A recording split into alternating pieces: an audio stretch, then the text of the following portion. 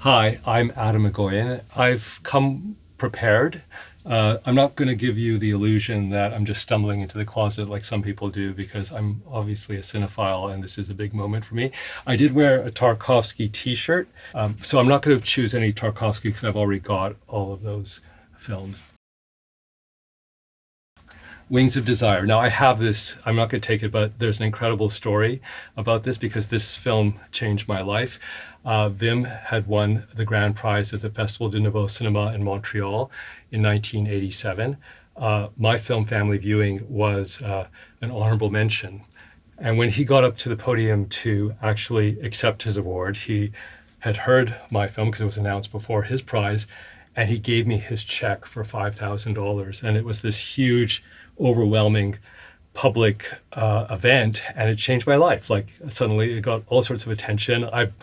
I was completely stunned that he did that. And then I went back to Toronto and I went to my local bank, kind of trembling to cash the check. And I went to give it to the teller and she took it and she looked at me and said, "Are you Wim Wenders?" Like, because obviously on the check that the festival gave him, it's to Wim, not to me. And I realized I couldn't cash this check. So if you look closely, this is actually a check to Wim Wenders.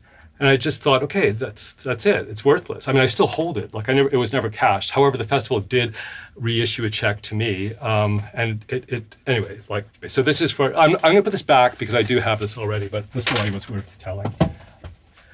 Michael Haneke. So I also have a story and I brought some props about this. I got this fax sometime in the 80s. This is from Michael Haneke. And he's asking me how I got the video effects in my second feature, Family Viewing, because he wanted to use that texture on Benny's video. So that's kind of crazy. And so he's asking me how I did it. He's thinking that there's some complicated process I was using, but actually all I was doing is I had a cable in my VCR and I was kind of pulling it in and out to get this grainy kind of effect of the videos coming in and out of focus, kind of. So I wrote him back and I found this. It was taped to the back of the fax from Michael Haneke, is my response. So I'm really looking forward to rewatching the whole film. So this is one of the most amazing movies, Fat Girl. And it's also crazy for me because my wife, Arsene Khanjan, is playing the mother of the two sisters in this. And for those of you who have seen this brilliant movie, the last half hour it was so tense, but it became more tense for me because there's this drive in the car, and I heard from Arsene that there was no camera rig.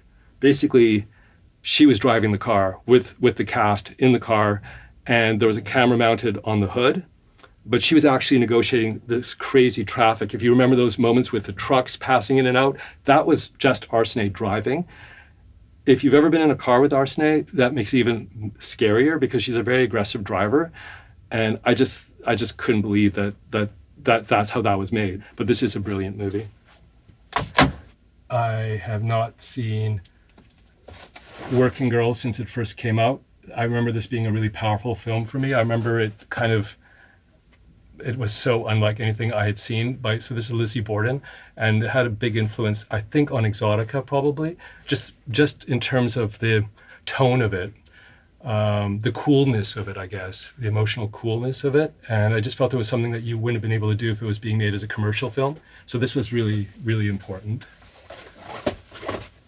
Oh, wow. Oh, man. This is one of my favorite films. This is Pasolini's Teorama. This is probably the high point of this entire visit. So I've just been kindly offered to swap out my single version of Teorama with the box set. So this is even more exciting now. Wow. Okay, thank you so much for trading this in. And now I get to have the Gospel according to St. Matthew, which is probably one of the most incredible, fusion movies of all time in terms of style, in terms of actually dealing with the notion of Christ's energy and his compassion and openness. It's an incredible movie. And I also get to rewatch Medea. And wow, great. Okay.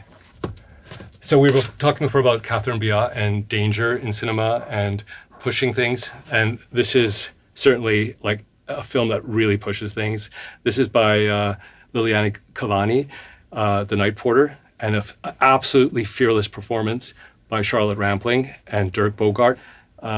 Deeply problematic, probably. And once upon a time, you could make these types of movies, and you got to make them because no one would be questioning your sincerity, and they'd be trusting you, sometimes for good reasons, sometimes for bad reasons, but we'd be having all of those conversations. So this is also a really good memento of that time. This film by Nicholas Roeg, Walkabout, there's just an incredible energy that this film summons. The first part of it, where the father, do you give away the plots for these movies? Maybe, I don't know, but there's a whole kind of spirit to what's happening here and the intersection between civilization and indigenous culture, which I think is really important. This is a film about the collision of those two value systems, and it creates an erotic energy. Now, when I say erotic, I don't just mean because it's sexual. Erotic energy for me is also about this notion of a vacuum where there's an emptiness that needs to be filled, and that feeling of it being filled creates this energy, which is erotic tension, actually. So this is dealing with that in a really ambitious way because it's about the collective emptiness of commercial capitalism, really. And the first 20 minutes makes that abundantly clear. And when the film ends, you're devastated by the opportunities that were afforded to us by a contact with nature that indigenous cultures gave and that we sort of abandoned for kind of more material capitalist pursuits. It sounds like a lecture, but this film is super important to me. Like, it was a defining film when I was a kid. So I've just been given the best gift ever. I thought the Pasolini box set was going to do it for me. This is it. This is it. This is the complete Bergman. Wow. This is the filmmaker that, if you are interested in the interior landscape of our psyche and the fullest exploration of where that can take you in the cinema form, this is the crown jewel. This is the best. So here I am. I'm just going to finish with these two things. Two box sets by... I'm kind of overwhelmed. Thank you.